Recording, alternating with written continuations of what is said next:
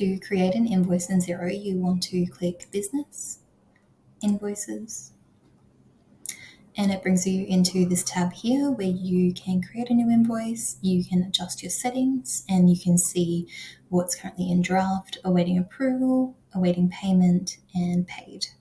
You have your search bar over on the right here if you want to look for a previous invoice or what a client's been invoiced. But to create an invoice, we want to go up to this tab here. You have a few different options. You can create a one-off invoice, a repeating invoice, which if you have a client that you bill monthly, that can be really handy.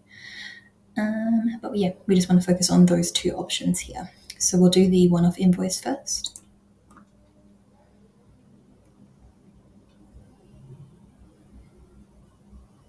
So you want to come down and you want to select who your client is. So I'm just going to pop in test. So we'll pretend this one hasn't been invoiced before, so they're a new client, so we can hit add as new.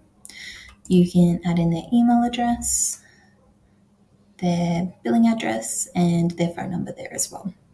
So we're just going to hit save for the moment. You can leave it blank and come back to that later.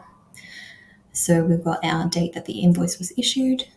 You can change your settings to automatically update the due date for your payment terms. So if you have a payment terms of 7 days, if you set that up in the background, when you pop in your due date, your invoice date, it'll automatically add on 7 days here.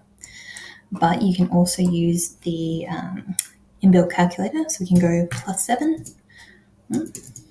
Maybe not. Never mind. There we go. And it adds 7 days on there. The invoice number is automatically generated. Again, have a look in your settings if you want to change those ones there. And then you have your reference if you want to pop anything in there. I might just pop test here. You can set up online payments such as Stripe, you can change your currency, and you can have multiple branding themes as well. So if you have different sections of your business, if you freelance and want to run it all under the same ABN and same Xero file, but you want different invoice settings, you can use the branding theme to achieve that. But for now, we're happy with all of our client details, due dates and whatnot. And we're going to come down and fill out the invoice. If you use items, so let me see, they live up under here and down in products and services. If you set those up to automatically pre-fill, that's where you'll find them there. But you can also just pop in a description. So this could be a monthly plan payment. We're going to select whatever quantity you would like, whatever price you'd like, and then whatever revenue account you'd like that one to go to.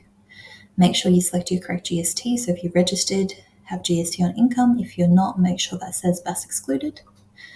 And then you can come down at the top now and you can either save as a draft and come back later, or you have these drop downs too and you can approve it if you don't want it to email straight away. You can approve it and get the PDF if you want to send it maybe from your own emails rather than from Xero. Whatever option you'd like. So because this is a test, I'm not going to approve an email, but if you did, it'll come up here.